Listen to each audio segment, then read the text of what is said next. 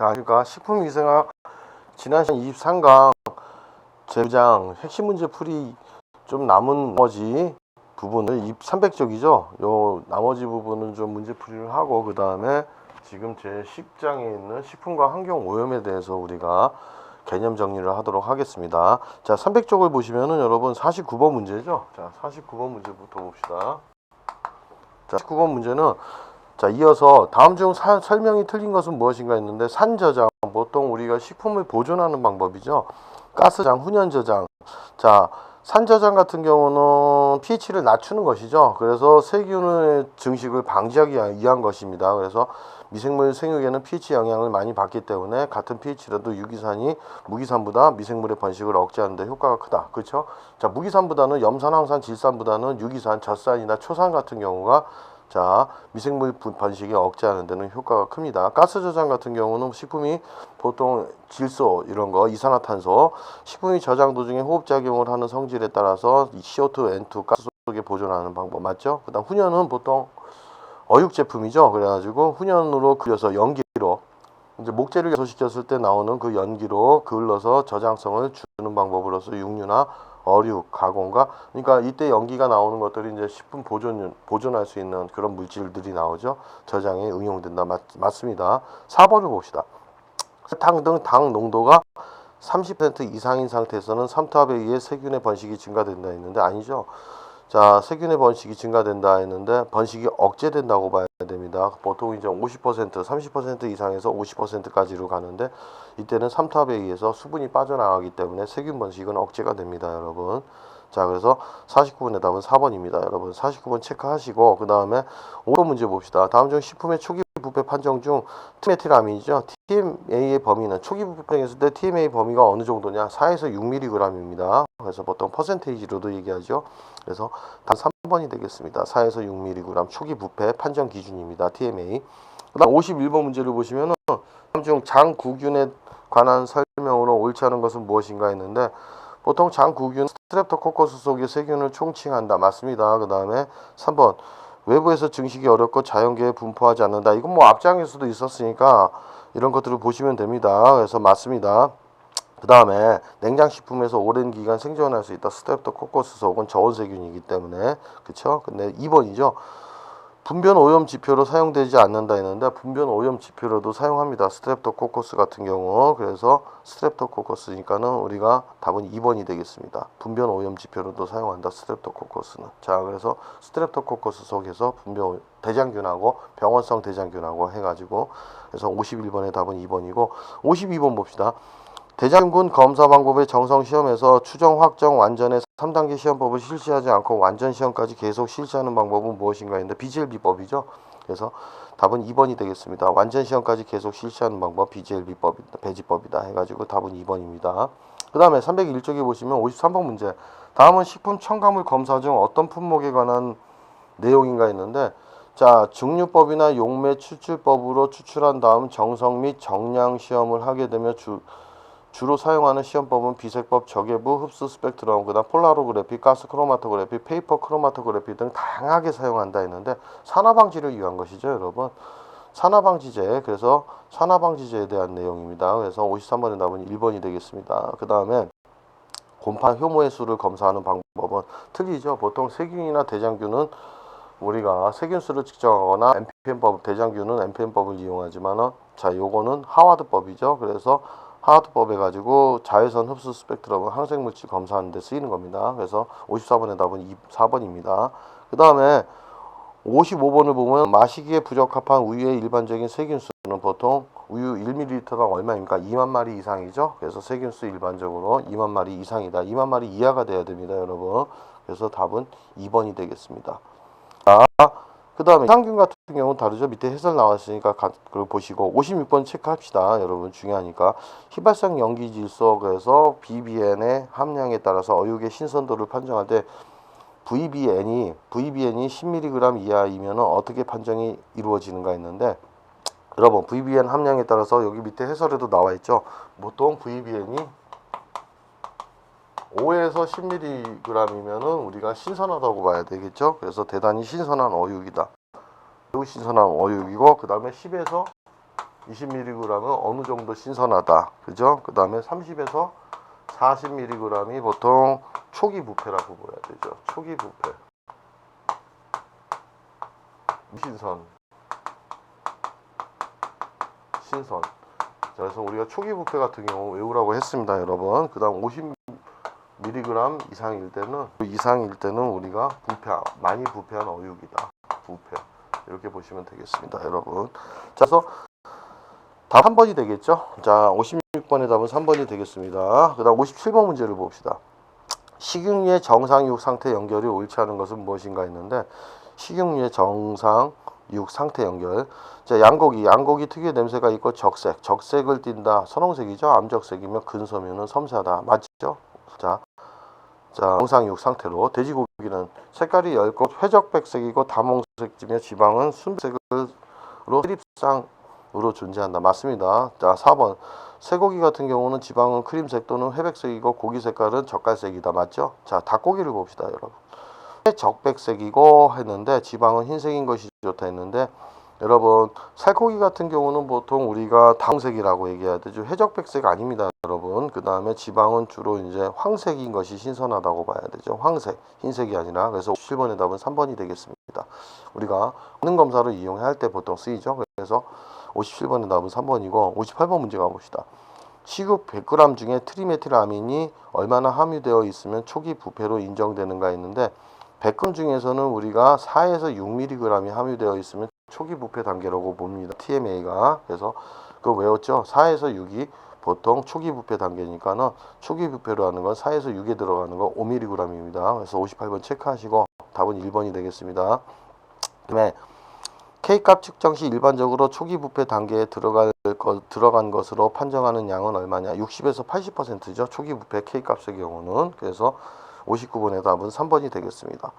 자, 60번 문제를 봅시다. 다음은 식품의 변질 원인에 대한 설명이다. 옳지 않은 것은 했는데, 자, 식품의 변질 원인에 대한 거. 자, 1번 어때요? 식품 자체 내에 존재하거나 외부로부터 침입한 미생물이 일어난다. 맞죠? 그다음 광선을 쬐면은 산화가 촉진된다. 맞습니다. 산소 분압이 높으면 산화 속도가 빠르죠. 산패가 빨라집니다. 산소 분압이 낮으면 산패 속도가 산화 속도가 지연된다. 맞죠? 4번을 봅시다.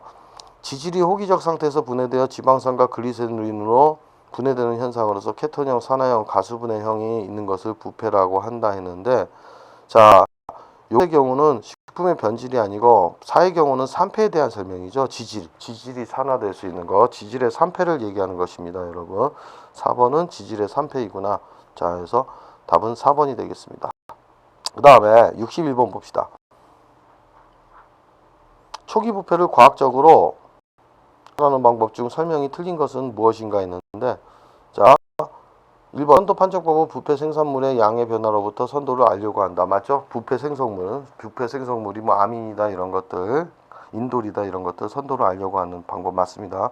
2번 물리적 방법으로는 식품의 탄력, 그 다음에 경도, 점성 등을 측정한다. 맞죠? 그 다음에 3번 미생물학적 방법으로는 생균수 측정법이 있으나 복잡하고 실용적이지 못하다. 맞다고 봐야 되겠죠, 여러분?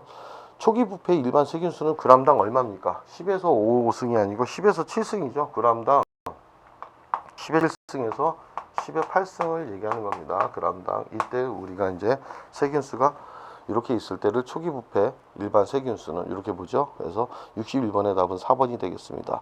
체크하시고 61번도 그 다음에 62번 봅시다. 다음 중 설명이 틀린 것은 무엇인가 했는데, 자, 이건 산패란 유지를 공기 중에 방치했을 때 산성을 띠면 악취가 나고 변색이 되는 현상 맞죠? 그 다음에 3번 산패의 케톤형은 미생물에 의해서 휘발성 알데히드 케톤을 생성하는 것이다. 맞죠? 그래서 올레릭 에이시드가 많이 들어있는 유지에서 주로 일어난다 했었죠. 가수분해형이 아니고 그렇게 됩니다. 그 다음에 4번 식품 자체 내에 존재하거나 외부로부터 침입한 미생물에 의해 변질이 일어난다. 맞습니다, 여러분. 2번 봅시다.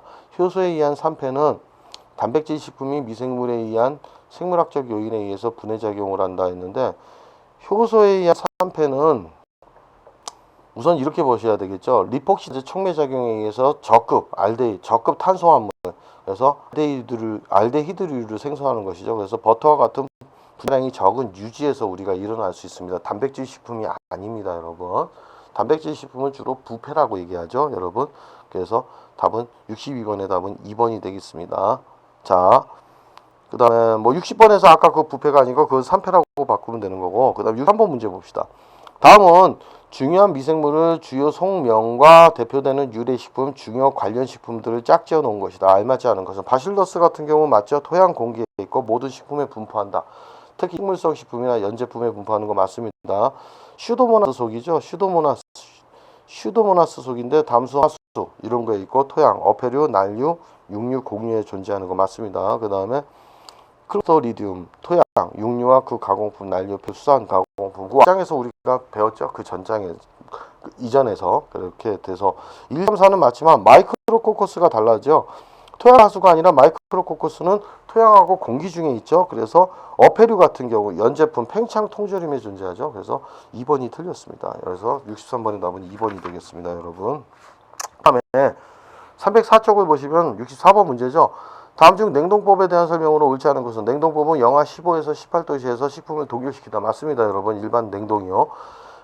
뭐 급속 냉동이 아니니까. 그 다음에 수육, 어육, 달걀, 야채, 과실 등은 광범위하게 응용된다. 맞습니다. 그 다음에 3번 다시 상온에 두면 해동이 되는 거죠. 냉동 중 파괴되었던 식품 조직에서 액이 분리되어 나온다. 그래서 변질이 빨리 옵니다, 여러분. 맞습니다. 4번 냉동법은 단기간 저장이 널리 이용돼. 장기간이죠. 장기간으로 바꿔야 됩니다. 냉장이 오히려 단기간 저장이라고 봐야 됩니다. 그래서 64번의 답은 4번이 되겠습니다.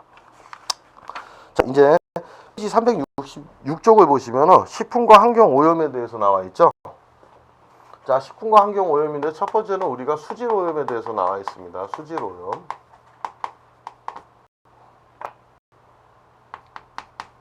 수질 오염에 대해서 살펴봅시다. 자, 공장 폐수의 특성이라고 나와 있죠. 자, 1번 해가지고 공장 폐수의 특성이라고 나와 있는데 이제 식품 공장을 우리가 봐야 되겠죠. 폐수의 특성 해가지고 첫 번째 이제 우리가 보통 유기성 폐수, 그 다음에 우리가 무기성 폐수라고 나눠지죠. 자, 유기성 폐수는 미생물에 의해 분해될 수 있는 탄소화물을 이루는 폐수를 얘기하고, 무기성은 탄소화물이 아닌 것이죠. 미생물에 의한 분해가 어렵다. 무기성 폐수 이렇게 나눌 수 있습니다, 여러분. 자, 그럼 한번 봅시다. 유기성 폐수 같은 경우가 중요하죠. 한번 체크하십시다. 유기성 폐수. 식품 공장의 유기성 폐수는 BOD가 높고, 자, BOD가 높다고 했는데 BOD는 뭡니까? 뒤에 가서 배울 거니까 생물학적 산소 요구량입니다. BOD가 높고, 그 다음에 식품 공장에서 나오는 것이죠. 그 다음에 부유물질을 다양함유한다. 부유물. 서스펜션에서 부유물질, 자, 물 위에 뜨는 것을 얘기하죠. 그래서 부유물질을 다량 함유.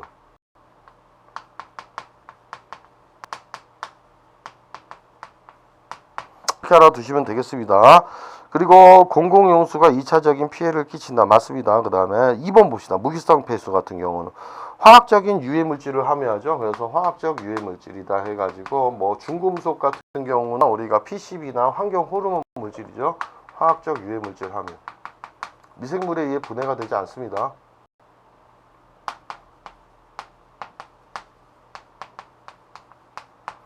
그리고 수물, 농산물 등 직접적인 피해를 끼친다 했는데, 미나마타병과 이타이병이 있는데, 미나마타병은 보통 중금속 수은 중독에 의한 병이고, 이타이병은 카드뮴 중독에 의한 병입니다. 자, 이런 유기성 폐수가 미생물 증식이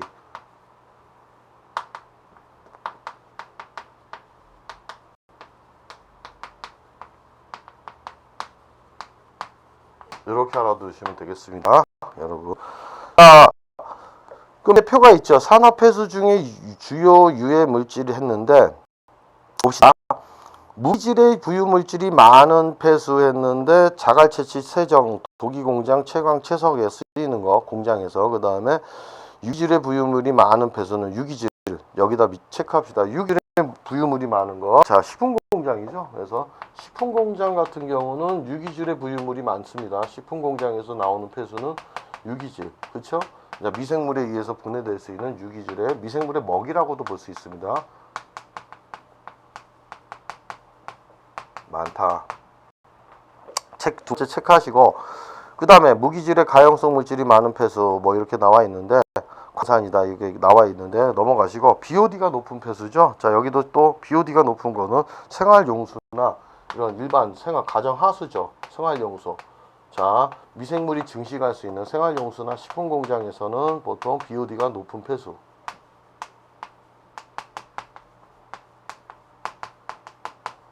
폐수가 많이 나옵니다. 그래서 자, 두 번째하고 네 번째 체크를 합시다, 여러분. 생활용수, 식품 가공까지 이렇게 보시고, 그 다음에 이제 뭐 밑으로 내려가 보면 무기질의 유독물질이 많은 폐수에서 이제 이런 것들은 도료, 안료, 그 다음 금속 가공이고, 유질의 유독물질이 많은 것은 이제 도료나 가스 제조, 타르공업, 기름이 많은 폐수는 차량 같은 경우 선박, 세정, 세탁, 수산 가공.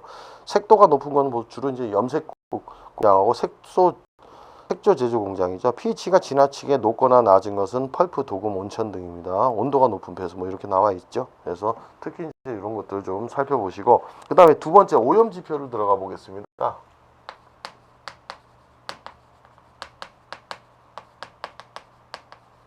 점 지표를 보자면은 첫 번째 이제 오염 지표의 개념이 나와 있죠. 오염 지표.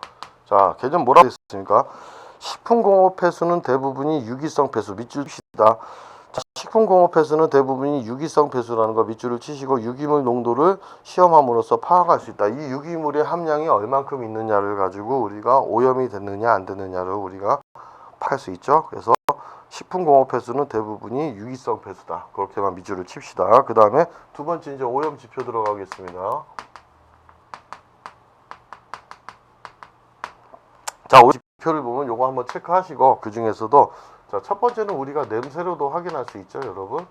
자, 냄새라고 되어 있는데, 유기물이 부패하게 되면은, 자, 단백질 성분이 부패하게 되면 어떻게 됩니까? 암모니아가 발생하고 아민유나 황화합물 등 단백질에 있는 성분들, 이런 것들이 발생하게 되면서 악취를 유발하죠. 그래서 냄새에서는 뭐 암모니아, 아민유도 되지만은 암모니아, 그 다음에 아민유,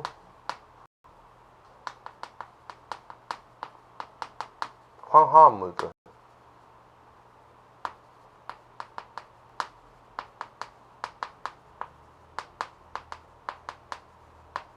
자, 악취 유발한다.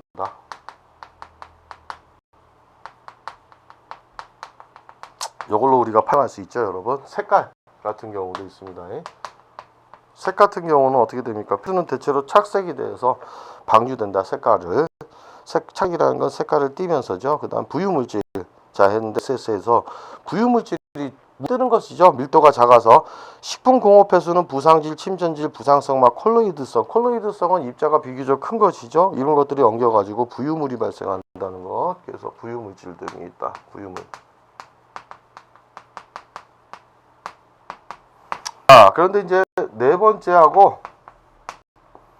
DO가 있죠. 용존산소.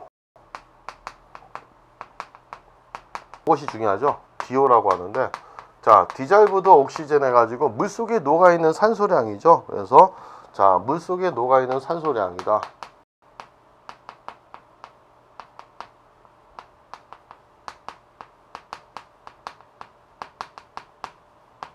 산소량을 얘기하는구나. 이렇게 알아두시면 되겠습니다. 산소 질량을 나타내는 척도인데, 보통 우리가 ppm이라고 하면은, 자, 1ppm 같은 경우가 10의 6승g입니다. 그래서 1ppm은 10의 6승이다. 이렇게 알아두시면 되는 건데, 자, DO가 여기서 우리가 물속에 녹아있는 산소량인데, DO가 클수록 DO가 여기다 밑줄 쳐야 되겠죠.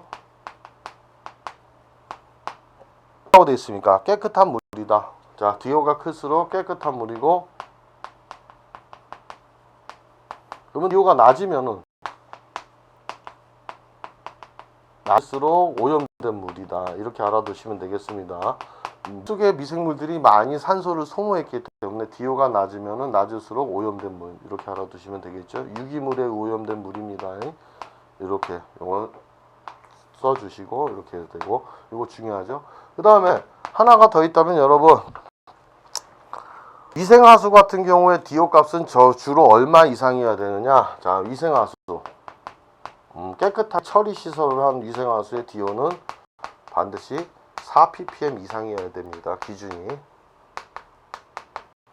하수 기준은 어떻게 된다? 자, 물속에 녹아있는 산소량이 적어도 4ppm 이상이어야 된다. 이렇게 알아둡시다. 그렇게 알아두시고, 그 다음에 다섯 번째 있죠. 자, 용존산소 중요한 거고, 다섯 번째 뭐가 되어 있습니까? BOD가 나와 있죠, 여러분. 바이올로지컬 옥시젠 디자이얼드 해가지고 생물학적 산소 요구량이죠. 그러니까 말 그대로 생물학적 산소 요구량 하면은 물속에 있는 생명체들이 산소를 필요로 하는 양입니다. 그러면 물속에 있는 생명체들, 물고기가 아무리 산란을 많이 해서 새끼를 많이 낳는다 해도 이 BOD가 높아지지는 않죠. 그러면 뭐냐면은 호기성 미생물이죠. 자, 산소를 좋아하는 호기성 미생물, 유기물이 이제 다 유입이 되면은 미생물 먹이가 많아지기 때문에 호기성 미생물이 급증하죠. 그러면은 산소로 호흡하는 미생물이 급증하니까 그만큼 물속에서 어떻게 됩니까? 산소를 요구하는 BOD가 높아지겠죠. 그래서 반드시 우리가 알아둡시다. 기억에서 여기 나와 있죠. 물속의 유기물질이 생화학적 산화를 받는 데 필요한 산소의 소비량이다. 이건 뭐냐면은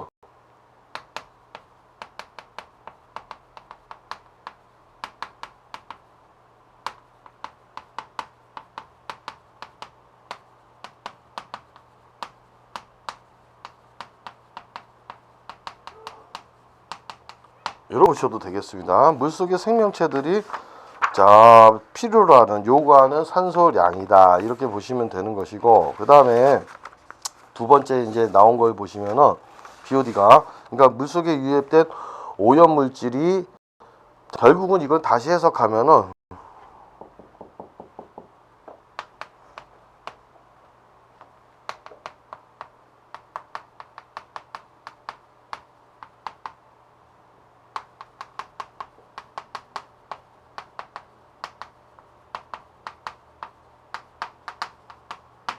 유기물을 분해하는데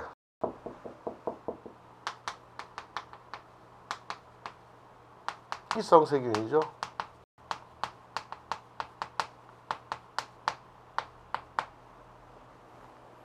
분해하기 위해 필요한 산소량. 다른 말로 이렇게 해도 됩니다.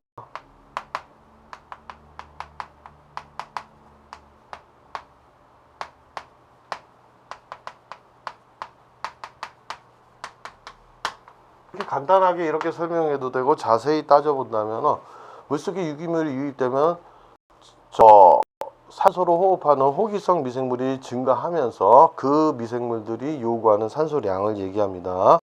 그 알아두시면 되고, 그럼 여기에 나온 것처럼 우리가 이렇게 체크를 하면 되겠죠.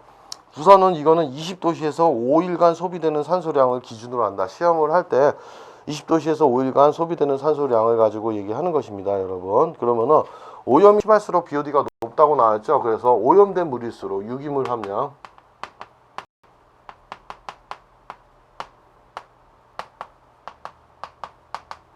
깨끗한 물은 오히려 BOD가 낮습니다.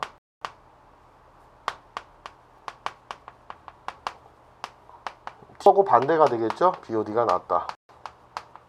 이렇게 알아두면 되겠습니다. 그다음 이제 기준을 보자면은 생활환경 보존을 위한 BOD는 보통 얼마이어야 되느냐? 생활환경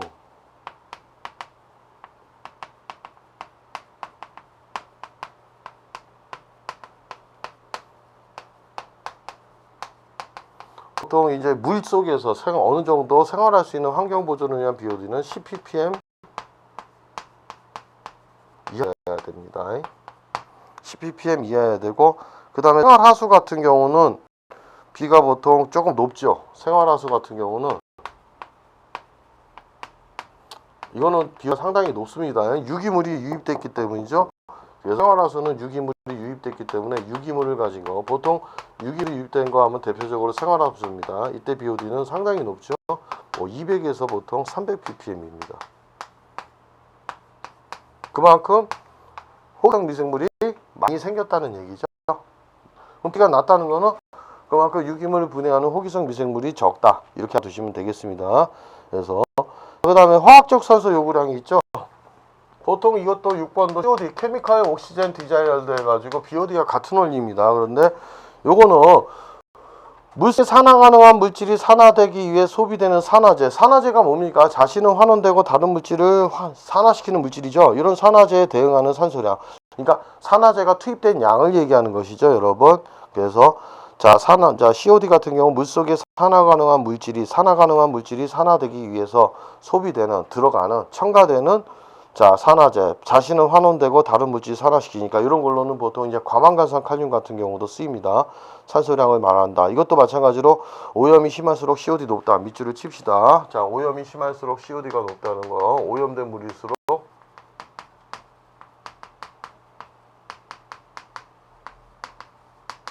BOD하고 같은 원리입니다, 여러분. 주로 이제 우리가 수중 물속의 오염 지표는 COD보다는 BOD를 이용하죠. 유기물. 그런데 보통 이런 COD 측정은 어느 때 유기물보다는 공장 폐수 같은 경우죠. 식품 공장 말고, 그래서 유기물은 적지만 무기환원성 무기물질이 많을 때 이거 씁니다. 그래서 무기물질이 많을 때 COD가 BOD보다 높다. 밑줄을 칩시다. 무기물질이 많으면 유기물질보다는 무기물질이 많을 때 BOD보다는 COD가 높다. 그 다음에 이제 부유물질 아까 했죠. 이거 뭐 2번 반복이 됐는데 3번하고 7번에서. 근데 8번은 뭐가 있습니까, 여러분? 용해성 물질이죠. 녹아있는 거, 물속에 녹아있는 용해성 물질. 부유물이 아니고 용해성 물질. 특히 알코올류, 유기산유, 그 다음에 하천 방류 시 어패류에 피해를 주겠죠. 그 다음에 유지류. 보통 유지류 같은 경우는 어떻게 됩니까? 기름 같은 경우는 기름 성분이죠. 유지류 같은 경우는 물보다 밀도가 가벼우니까 물 표면 위에 뜨겠죠. 그러면 어떻게 됩니까? 수면 막이 형성되면서 자 공기 중에 있는 산소가 물속에 용해되는 것을 막아주죠. 그렇기 때문에 어패류의 사멸을 초래할 수 있습니다. 그래서 산소 공급을 차단하죠. 공기 중에 있는 산소가 물속에 공급하는 걸 차단하게 됩니다. 그래서 산소 공급 차단으로 우리가 수면에 막이 형성되면은 산소 공급 차단으로 생물체가 수질 생태계가 파괴가 될 수 있다. 그렇게 알아두시면 되겠습니다. 그 다음에 이제 공장 폐수에 의한 식물의 오염이 있는데 여기서 참고사항으로 하나만 우리가 적도록 하겠습니다. 뭐 생활하수 같은 경우인데 이제 특히 이제 부영양화죠. 참고사항인데 이런 부분을 보시자면은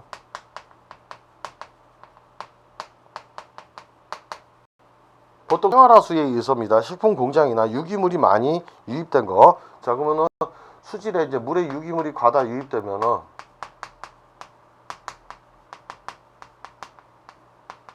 말 그대로 미생물 먹이가 유입이 됐죠. 이렇게 됐을 때 바로 이제 물속의 소가 어느 정도 있기 때문에 뭐가 급증하겠습니까? 호기성 미생물이죠.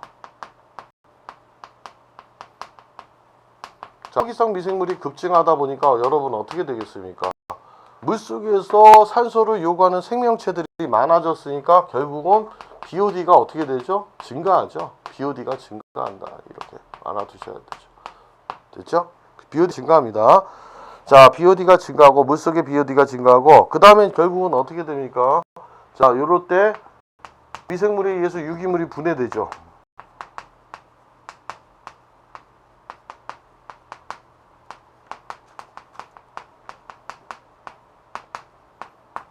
이제 어떻게 됩니까? 분해하면서 산소를 소모하죠.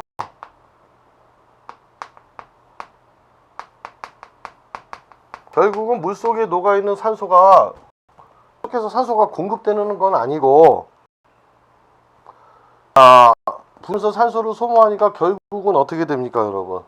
DO 값은 물속에 녹아있는 용존 산소는 낮아지겠죠. DOD는 감소한다. 이렇게 보셔야 되겠죠. 여러분 BOD가 높다 해서 물속에 사는 어패류들이 죽는 건 아닙니다. 이때죠. 이때 이제 어패류 폐사 위험이 있습니다. 자, 물속에 녹아있는 산소량이 감소했을 때 폐사 위험이 있죠. 자, 저게 된 다음에 결국은 우리가 여기서 또 봤을 때는 이 부영양화 과정은 이런 호기성 미생물이 먹었을 때 유기물을 분해했을 때 발생하는 산물이 있죠. 이런 게 이제 영양염류라고도 합니다. 영양염류라고도 하는데 이런 영양염류 같은 경우는 뭐 이산이나 질산을 얘기하죠. 무기염류라고도 얘기하죠. 무기염류가 급증합니다, 여러분. 일명 무기염류가 급증하죠. 이게 서서히 증가하면 괜찮은데 이런 무기염 영양염류는 또 조류의 먹이가 됩니다. 조류 같은 경우는 보통 식물성, 동물성 플랑크톤이죠. 조류가 급증한다. 조류 급증 이렇게 되죠. 자, 이랬을 때 우리는 강에서는 보통 녹조현상, 녹조류가 번식을 하는데 이런 녹조류, 조류들을 보통 과성을 하니까 좋을 거라고 생각하지만 저런 게 너무 많이 급증하게 되면 어떻게 됩니까? 강에서는 녹조현상, 이런 녹조류들이 자 표면 그 강의 수면막을 덮어가지고 그 다음에 햇빛을 차단하죠. 햇빛을 차단하기 때문에 자 물속의 생태계가 파괴가 될 수 있습니다. 보통 바다에서는 적조류죠. 적색 펌모류 같은 경우 적조류인데 자 적조현상이라고 하죠. 바다에서는 적조현상이라고 하는데 적색의 펌모류가 번식하죠. 이것들은 약간 독성 성분이 있고 물고기나 어패 아가미를 덮어가지고 호흡 곤란을 일으켜서 어패류를 폐사시키죠. 그래서 결국은 이런 과정이 진행됐다는 건 뭡니까? 산소도 낮아졌기 때문에 어패류의 폐사 위험이 있다. 우려가 있다. 이렇게 되죠. 더 심해지면은 이제 나중에 산소가 다 부족할 때 현기성 미생물이 생기죠, 여러분. 이런 것들이 이제 우리가 주로 식품 공장이나 그 생활하수에서 나오는 유기물이 과다 유입됐을 때 이런 현상이 일어나는 겁니다. 과다. 어느 정도 소량 유입됐을 때는 자정작용에 의해서 자연 스스로 미생물이나 이런 거에 의해서 정화가 되지만은 저렇게 과다 유입됐을 때는 계속해서 악순환의 반복이 되는 것이죠, 여러분. 자, 그렇게 알아두시고 세 번째 봅시다. 공장 폐에 의한 식물 오염 했는데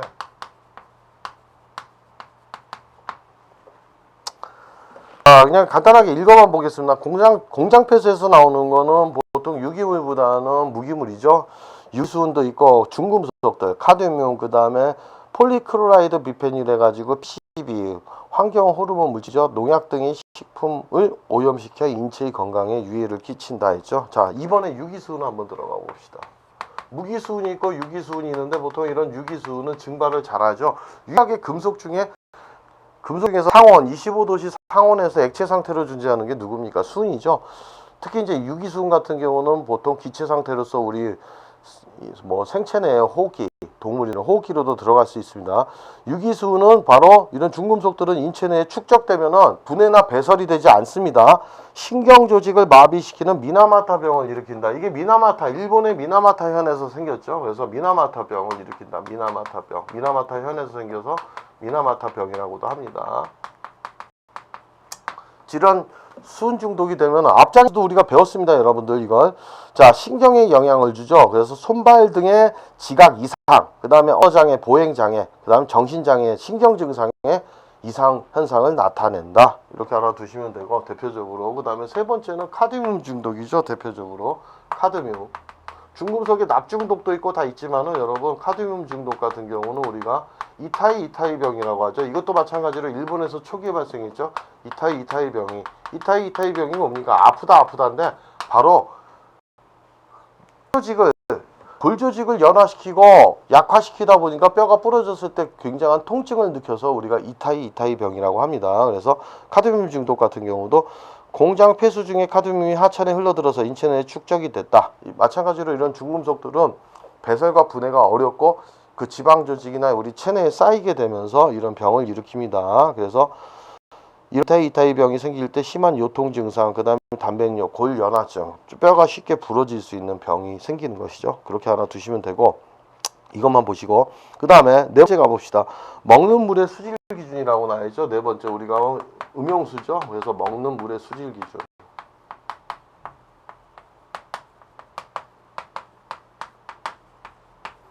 요 체크해 보시면은, 자, 미생물에 의해 관한 기준이죠. 첫 번째.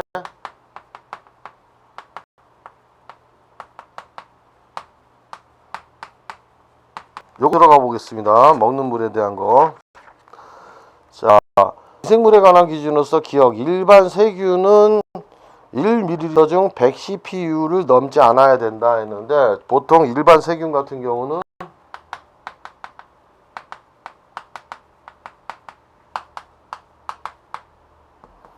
유죠? 이하다. 밀리터당.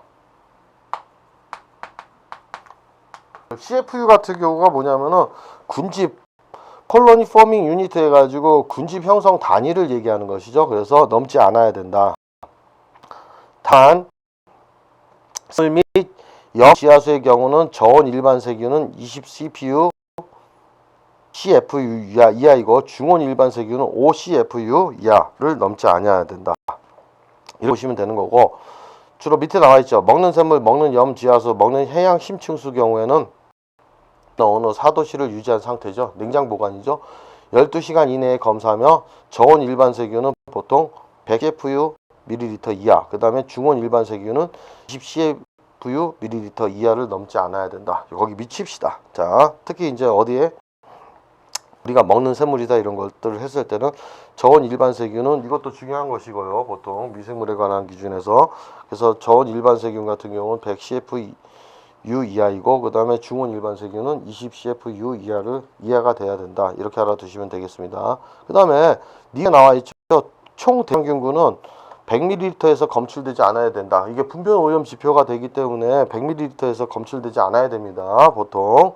근데 이제 샘물이나 먹는 샘물 이런 염지하수 해양 심층수는 250ml에서 검출되지 않아야 된다는 거. 그것도 알아둡시다. 100ml 중에 밑줄 칩시다, 여러분. 그다음에 8쪽을 보시면은 여러분 디귿에 나왔죠.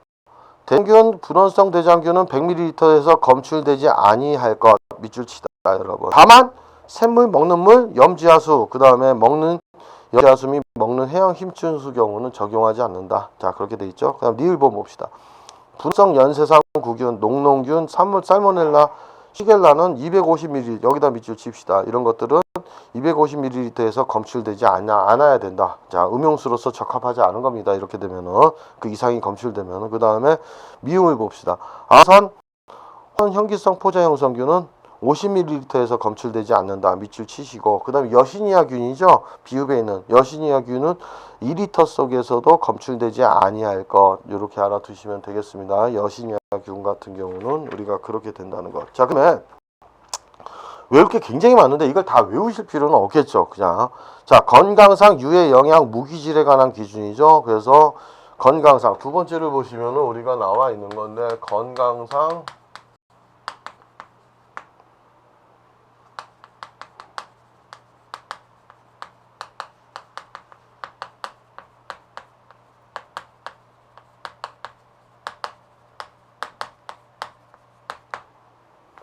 자, 같은 경우 뭐 이렇게 다 나왔는데 그걸 다 외우지 마시고 키 같은 경우 이건 그냥 일도가 있습니다. 납은 기억 체크합시다. 납은 0.01mg 이하. 그러니까는 1리터당 0.01mg 이하를 넘지 않아야 된다. 1mg 넘지 않아야 된다. 불소 같은 경우는 리터당 1.5mg 이하 이렇게만 밑줄 치시고 그다음 비소는 자, 리터당 0.01mg 이하. 그 다음에 셀레늄 같은 경우는 리터당 0.01mg 이하. 그 다음 특히 이제 수은 같은 경우 밑줄 칩시다.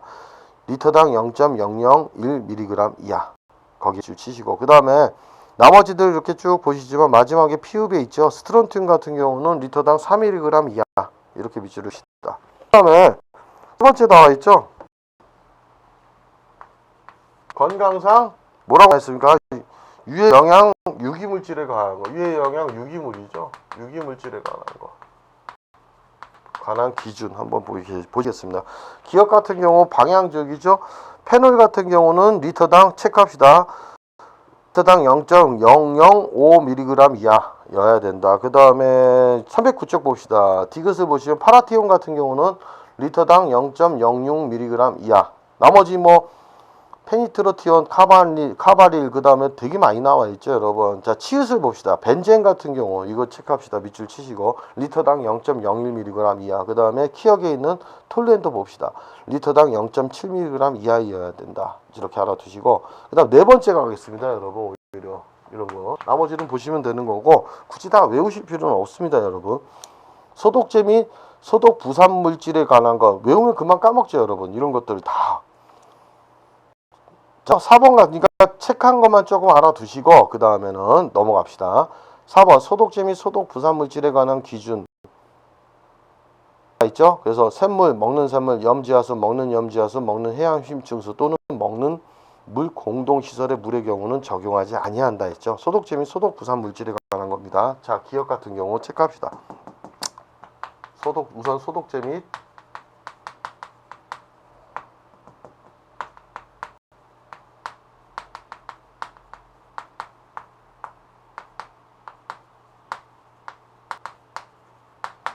첫 번째 잔류염소죠. 잔류염소 체크합시다, 여러분. 잔류염소는 남아있는 것이죠. 그래서 오염을 방지하죠. 잔류염소는 유잔류염소를 말한다 했는데 여기서 잔류염소 같은 경우는 잔류염소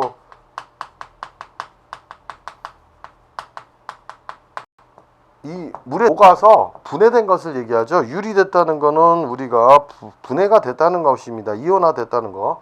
그래서 유리 잔류 염소다 이렇게 알아두시고, 유리가 안 된 게 아니라 유리 잔류 염소입니다. 이 기준이 얼마다?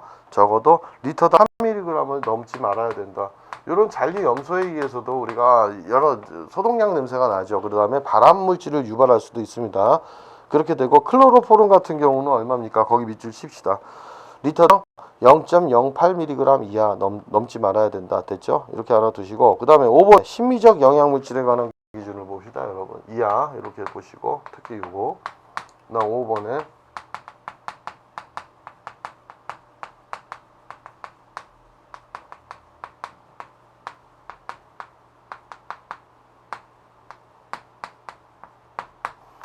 경도라고 나와 있는데, 여러분 우리가 경도가 뭐냐 했을 때인데 이렇게 볼 수 있죠. 연수다. 경도는 자 이렇게 보면은 리터당 10mg, 수돗물의 경우는 300mg, 먹는 염지하수나 이럴 것 땐 1200을 넘지 않고 샘물 및 염지하수에 적용하지 아니한다 했는데, 자 뭐 강간산 칼륨 소비량은 리터당 10mg 넘지 않아야 된다 했는데, 이따가 그 경수하고 연수에 대해서는 배우겠습니다. 우리가 경수하고 연수는 주로 뭘 얘기하느냐면은 말대로 이 얘기죠. 단물과 센물을 얘기합니다. 그래서 여기다 한번 보시자면은,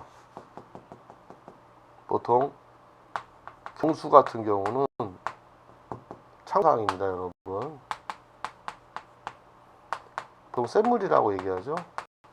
쉽게 얘기하면 이런 센물이 있고 단물이 있습니다. 연수 주로 해가지고 단물 이렇게 있는데, 물새도 이온들이 녹아 있습니다. 여러 가지 무기 이온이나 유기이온들, 염류들이 녹아 있는데, 보통 센물이라는 것은 뭐냐면은 우리가 세척, 그러니까 말 비누로 세탁을 했을 때 빨래가 잘 때가 벗겨지지 않는 것을 얘기하죠. 그래서 보통 이런 경수는 칼슘이온, 마그네슘 이온이 되게 많습니다. 그래서 이 마그네슘 이온이 많이 녹아 있는 물.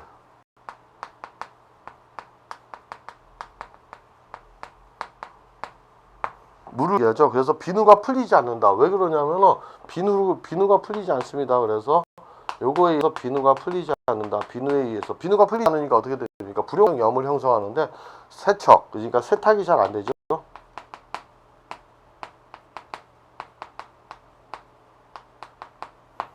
보통 이제 연수라는 거는 이제 비누가 잘 풀리는 건데, 자 칼슘과 마그네슘 이온이 적게 포함되어 있죠. 오히려 나트륨 이온 같은 게 많이 포함되어 있습니다.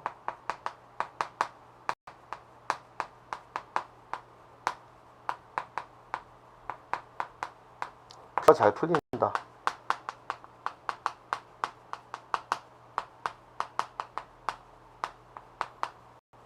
그냥 간단하게 이렇게 보시면 됩니다. 그런 걸 척도하는 거고, 자 310쪽 가봅시다, 여러분.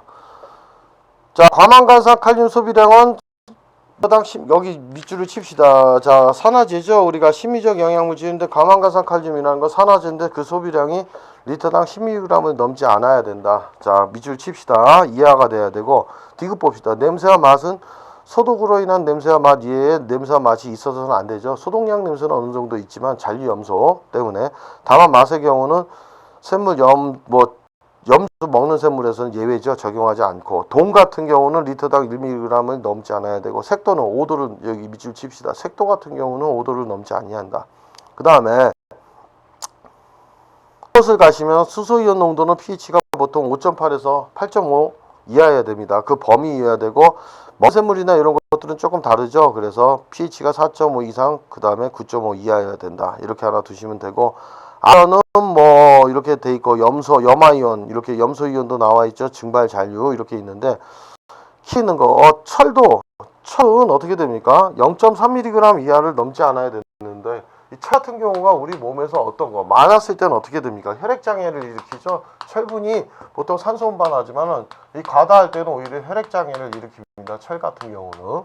자 그렇게 두시면 되고, 탁도 같은 경우도 있고 황산이온이 있는데 쭉 읽어보시면 되고, 6번을 봅시다, 여러분. 방사능에 관한 기준이 나와 있죠. 보통 세슘이라고 나와 있는데, 방사능 물질을 발생하는 세슘 같은 경우는, 자 이런 것들은 어떤 작용? 이것들도 많이 있으면 안 되죠. 뭐라고 되어 있습니까? 리터당 4.0 BQ라고 했는데 미리 BQ 했는데 요것들이 이제 이런 것까지는 안 외우셔도 되고 요건 근육 장애를 일으킵니다. 우리 몸에서 특히 이런 방사능 물질이 들어갔을 때는. 그 다음에 이제 스트론튬이 나와 있죠. 그러니까 SR인데 이 SR의 스트론튬이라는 것은 이런 거는 어떤 장애를 일으키느냐면은 인체 내에서 바다 했을 때는 바로 우리가 뼈의 장애를 일으킵니다. 뼈 연골하다 해가지고 뼈의 장애를 일으킨다. 이런 부분, 이런 것들이 중요한 거고 보통 이해 보시면 되겠습니다. 자, 그래서 시간상 오늘 여기서 마치고 다음 이 시간에 나머지 뭐 상수도 정수 방법이 있고 그 하수 처리 방법 중에 농약이다 이렇게 나머지 개념 정리를 하도록 하겠습니다.